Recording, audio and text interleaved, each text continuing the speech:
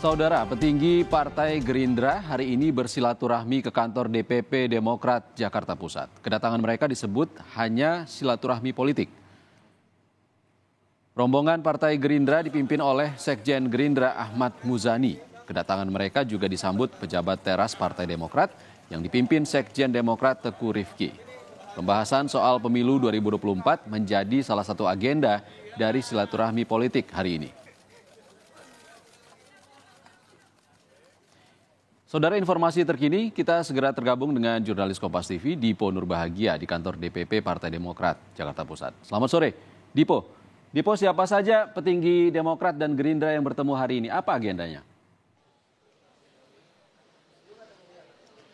Ya, selamat sore Ihsan dan juga saudara. Kalau dapat kami pastikan tadi kalau kita melihat pada siapa saja yang kemudian hadir, sudah dipastikan ketua umum dari masing-masing partai politik ini tidak hadir, yakni ketua umum Partai Demokrat Agus Harimurti Yudhoyono yang sedang berada di Jogja, sementara untuk ketua umum Partai Gerindra Prabowo Subianto, ini informasi terakhir yang kami dapatkan sedang tidak berada di Indonesia. Nah, oleh karenanya kedua sekjen dari masing-masing partai lah yang saling bertemu di kantor DPP Partai Demokrat di kawasan Jakarta Pusat. Tadi ada Teguh Rifki Harsya yang menyambut secara langsung kehadiran dari Sekjen Partai Gerindra Ahmad Muzani.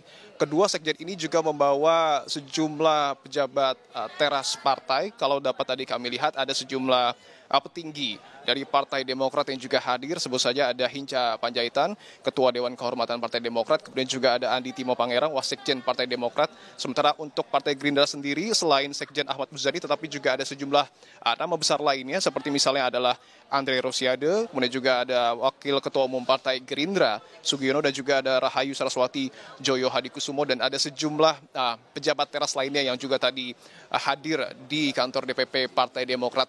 Tadi pertemuan sudah dimulai sekitar pukul 2 siang, tetapi memang sayangnya tadi kami hanya dapat meliput pada saat pembukaan, tetapi untuk pembahasan secara internal ini tentu dilakukan secara tertutup. Ada tema yang diangkat adalah silaturahmi kebangsaan, tentu membahas terkait dengan permasalahan-permasalahan yang kini sedang dihadapi Indonesia, tetapi tentu tidak dapat dipungkiri juga bahwa dinamika politik menjelang pemilu di tahun 2024 ini juga nampaknya sudah dikonfirmasi oleh kedua belah pihak, ini juga turut dibahas. Kalau dapat kami gambarkan sedikit, tadi suasananya cukup cair, ada tawa dan juga canda pada saat kedua sekjen bertemu di kantor DPP Partai Demokrat, dan tentu pembahasan terkait dengan capres, kemudian juga cawapres, termasuk juga koalisi dari masing-masing partai tentu akan dibahas, karena kita tahu Partai Demokrat ini sudah tergabung dalam koalisi Perubahan untuk Persatuan bersama dengan Partai Nasdem dan juga Partai Keadilan Sejahtera, sementara Partai Gerindra ini berada di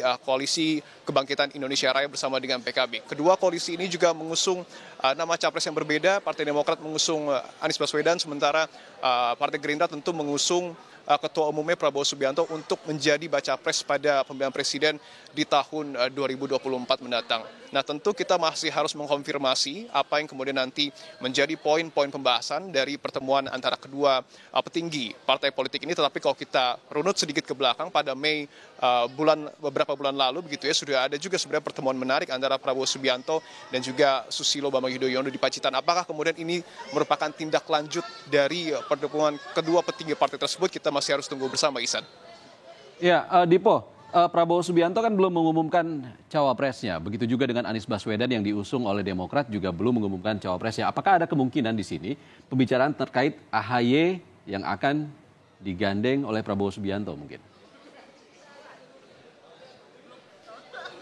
Sampai dengan 2 hingga 3 bulan ke depan tentu kemungkinan itu masih ada, karena situasi politik sampai dengan saat ini masih sangat cair, walaupun sudah terbentuk katakanlah 3 koalisi, tetapi belum ada nama bacawa pres yang sudah diumumkan oleh masing-masing koalisi. Artinya kalau kita berbicara terkait dengan politik, tentu kemungkinan itu masih ada, tetapi tentu dengan hitungan-hitungan yang sedang dilakukan oleh masing-masing partai politik. Tetapi kalau kita lebih mengkerucutkan sendiri, sebenarnya nama Agus Harimurti Yudhoyono ini sudah diproyeksikan sebenarnya untuk menjadi pendamping dari Anies Rashid Baswedan yang akan berkontestasi pada Pilpres 2024 mendatang. Bahkan simbol-simbol kedekatan antara Anies dan juga AHY ini nampaknya semakin diperlihatkan begitu ya. Ada beberapa momen menarik yang yang sempat diperlihatkan oleh kedua belah pihak misalnya adalah AHY yang kemudian menjemput secara langsung Anies pada saat pulang haji di Bandara Internasional Soekarno-Hatta, kemudian juga pada saat apel siaga Partai Nasdem ada keharmonisan antara Anies Baswedan dan juga Agus Harimurti Yudhoyono, walaupun sekali lagi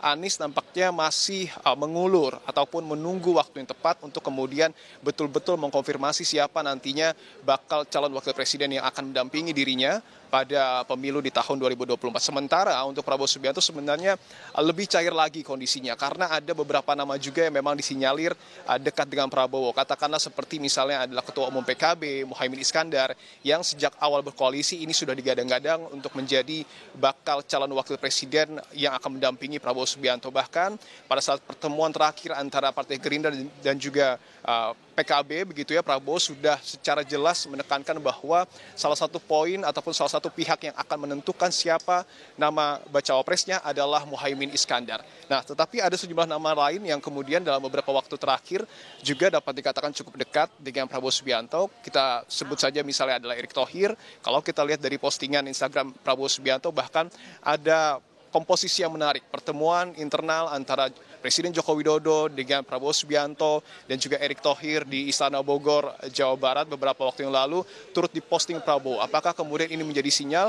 Kita masih harus tunggu bersama, Ihsan. Dan nama terakhir yang sampai dengan saat ini nampaknya masih menjadi bayang-bayang tetapi tetap erat adalah nama anak Presiden Gibran Rakabuming Raka. Artinya terkait dengan dinamika nama bacawa pres yang akan mendampingi baik itu Anies Baswedan maupun Prabowo Subianto pada pemilihan umum di tahun 2024 mendatang, sekali lagi kami tekankan masih sangat cair.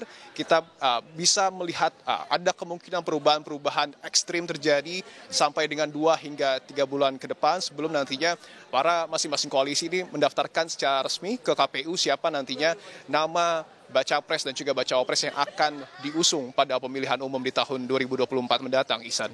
Dipo Nurbahagia langsung dari kantor DPP Partai Demokrat Jakarta Pusat. Terima kasih Dipo.